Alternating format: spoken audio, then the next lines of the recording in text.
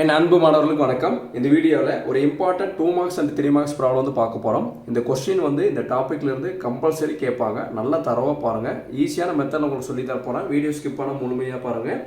இப்போ தான் நம்ம சேனலுக்கு நீங்கள் புதுசாக வந்திருக்கீங்கன்னா சரவணகுமார் மேக்ஸுங்கிற சேனலை சப்ஸ்கிரைப் பண்ணி வச்சுக்கோங்க. மற்ற நண்பர்களுக்கும் ஷேர் பண்ணி விடுங்க. நம்மளால் முடிஞ்ச உதவியை நம்ம மற்றவங்களுக்கு செய்யலாம். வாங்க கொஸ்டின் பார்க்கலாம். Find the equation of standard rectangular ஹைப்பர்போலான்னு கேட்டிருக்காங்க. இங்கே பாருங்கள், ஸ்டாண்டர்ட் ரெக்டாங்குலர் ஹைப்பர்போலா இதனுடைய ஈக்குவேஷன் வந்து கேட்டிருக்கிறாங்க. சென்டர் கொடுத்துட்டாங்க. சென்டர் என்ன கொடுத்துருக்காங்க பாருங்கள், -2, -3/2 கொடுத்துருக்காங்க. And which bosses through the point வந்து என்ன கொடுத்துருக்காங்க, 1, -2/3 கொடுத்துருக்காங்க. இது பார்த்த உடனே ரொம்ப பெரிய ப்ராப்ளம் சொல்லி பயந்துக்க வேண்டாம், ரொம்ப ஈஸி. இங்கே பாருங்கள், ஸ்டாண்டர்ட் ரெக்டாங்குலர் ஹைப்பர்போலா என்னென்னா இதனுடைய ஈக்குவேஷன் என்னென்னு பாருங்கள், x minus h into y minus k equal to c square. x minus h into y minus k equal to c square. நல்லா கவனிச்சுங்க. அதாவது சென்டர் வந்து h and k னா என்ன சார்னு கேட்டிங்கன்னா, hkங்கிறது சென்டர். சென்டர் கொடுத்துருந்தாங்கன்னா x minus h into y minus k equal to c square அல்லது xy equal to c square எழுதலாம். xy equal to c square என்ன அர்த்தம், h ஓட வேல்யூ 0, k ஓட வேல்யூ 0, சென்டர் வந்து 0,0னா இது எழுதிக்கலாம். சரிங்களா? அப்படி இல்லையா, ஒரே ஃபார்முலா நீங்கள் ஃபாலோ பண்ணிக்கோங்க. x minus h into y minus k equal to c square. இதுதான் வந்து பார்த்தீங்கன்னா சென்டர் கொடுத்துட்டாலே ஸ்டாண்டர்ட் ரெக்டாங்குலர் ஹைப்பர்போலாவுடைய ஈக்குவேஷன் இது. சரிங்களா? அப்போ இங்கே சென்டர் என்ன கொடுத்துருக்காங்க பாருங்கள். First centre c equal to, centre சின்னு எழுதிக்கிறேன், -2, -3/2 சென்டர் கொடுத்துருக்காங்க. இதை ஹெச்சுக்கு பதிலாக -2வும் கேக்கு பதிலாக -3/2 நான் எடுத்துக்கிறேன். சரிங்களா? இப்போ நான் இந்த ஈக்குவேஷன் கொடுக்கலாமா? இது ஈக்குவேஷனுக்கு வந்து 1ஆம் நம்பர்னு பேர் வச்சுக்கலாம். இப்போ ஹெச்சுக்கு பதிலாக -2வும் கேக்கு பதிலாக -3/2 இங்கே கொடுக்கலாங்களா? அப்போ எக்ஸு மைனஸ்க்கு மைனஸ், ஹெச்சுக்கு பதிலாக என்ன இருக்குது பாருங்கள், -2. ஆல்ரெடி இங்கே என்ன இருக்குது, ஃபார்முலாவில் மைனஸ் இருக்குது. அப்போ மைனஸ் இன்ட்டு மைனஸ் என்ன ஆகிடும், +2 மாறிடும். அடுத்து ஒய் மைனஸ் கேக்கு பதிலாக என்ன இருக்குது பாருங்கள், -3/2. இங்கே என்ன வரும், +3/2 ஆகிடும். ஏன்னா மைனஸ் இன்ட்டு மைனஸ் ப்ளஸ்ஸாக மாறிடும். 3/2 ஈக்குவல் டு என்னன்னா c ஸ்கொயர். இப்போது நம்ம என்ன பண்ணோம்னா, அடுத்து என்ன பாயிண்ட் கொடுத்துருக்காங்க பாருங்கள், பாசிங் த்ரூ த பாயிண்ட்னு ஒரு பாயிண்ட் கொடுத்துருக்காங்க. ஷார்ட் ஃபார்மை பிடிபின்னு எழுதியிருக்கேன். பாசிங் த்ரூ த பாயிண்ட் என்ன கொடுத்துருக்காங்க, 1, -2/3 கொடுத்துருக்காங்க. இது வந்து சென்டர் கொடுத்தாச்சு. சென்டர் ஹெச்சுக்கு பதிலாக கேக்கு பதிலாக கொடுத்துட்டோம். அடுத்து பாசிங் த்ரூ த பாயிண்ட் கொடுத்துருக்காங்க பார்த்தீங்களா, அந்த பாயிண்ட்டை எக்ஸுக்கு பதிலாக 1ம் ஒய்க்கு பதிலாக -2/3 இந்த ஈக்குவேஷனை நம்ம கொடுக்க போகிறோம். சரிங்களா?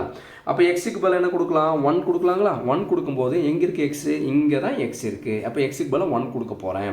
அப்போ கொடுக்கும்போது 1 + 2ன்னு வரும். அடுத்து ஒய் எங்கே இருக்குது பாருங்கள், ஒய் இங்கே இருக்குது. ஒய்க்கு பதிலாக என்ன கொடுக்க போகிறோம், -2/3.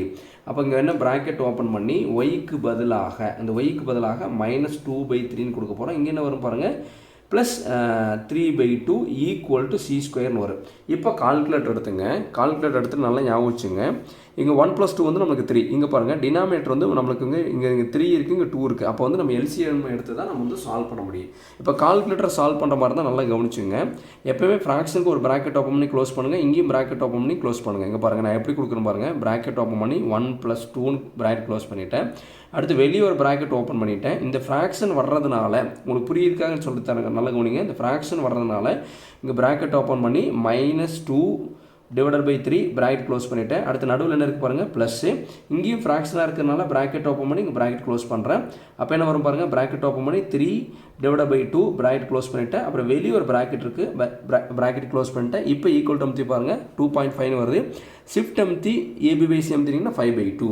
அப்போ ஆன்சர் என்ன பாருங்கள், 5/2 ஈக்குவல் டு c ஸ்கொயர். அப்போ c ஸ்கொயரோட ஆன்சர் என்ன பாருங்கள், c ஸ்கொயர் வந்து 5/2ன்னு கண்டுபிடிச்சிட்டோம். புரிஞ்சுக்கலாம்? இந்த c ஸ்கொயர் 5/2ன்னு கண்டுபிடிச்சதை நம்ம எங்கே கொடுக்கணும்னா ஃபஸ்ட் ஈக்குவேஷனில் கொண்டு போய் நம்ம கொடுக்கலாம். அப்படி கொடுக்கும்போது பாருங்கள், ஃபஸ்ட் ஈக்குவேஷன் என்னென்னு பாருங்கள். ஃபஸ்ட் ஈக்குவேஷன் அதாவது ஈக்குவேஷன் நம்பர் இது வந்து 1ன்னு கொடுத்துருக்கோமா, இதே ஈக்குவேஷன் நம்பர் 1ன்னு வச்சுக்கலாங்க. பாருங்கள், இதை ஈக்குவேஷன் நம்பர் 1ன்னு வச்சுக்கலாம். இது வேண்டாம், இது வந்து ஜென்ரலானது, இது வேணால் ஸ்டார்னு வச்சுக்கலாம். ஈக்குவேஷன் நம்பர் 1ல் கொடுக்கும்போது நம்மளுக்கு என்ன வரும் பாருங்கள், x + 2 into y + 3/2 equal to, இதுதான் ஈக்குவேஷன் நம்பர் 1 எடுத்திருக்கோம். இந்த c ஸ்கொயருக்கு பதிலாக நம்ம என்ன கொடுக்கலாம் பாருங்கள், c ஸ்கொயருக்கு பதிலாக 5/2ன்னு கொடுக்கலாம். அப்போ இதுதான் பார்த்தீங்கன்னா ஸ்டாண்டர்ட் ரெக்டாங்குலர் ஹைப்பர்போலாவுடைய equation. Is the required equation. நம்ம கொடுக்கக்கூடிய கிவன் ப்ராப்ளத்துக்கு உண்டான ஆன்சர் இதுதான். இது நம்ம ஃபர்தராக சிம்பிளிஃபை பண்ணால் நம்மளுக்கு வந்து ஒரு பெரிய ஈக்குவேஷன் மாதிரி கிடைக்கும். அப்படி எழுதினாலும் கரெக்டு, இல்லைன்னா இப்படி சிம்பிளாகவே நிப்பாட்டிடலாம். சிம்பிளாக இன்னொரு தடவை சொல்லித்தரேன். ஸ்டாண்டர்ட் ரெக்டாங்குலர் ஹைப்பர்போலானா பயந்துக்காதீங்க. x minus h into y minus k equal to c square.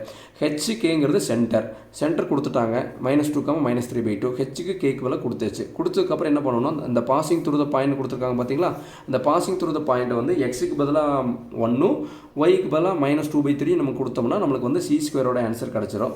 அந்த சி ஸ்கொயர் கிடச்சதுக்கப்புறம் அந்த சி ஸ்கொயருக்கு பதிலாக நம்ம இந்த ஈக்குவேஷனில் கொடுத்தோம்னா முடிஞ்சு. இதுதான் வந்து standard rectangular hyperbola. Thank you students.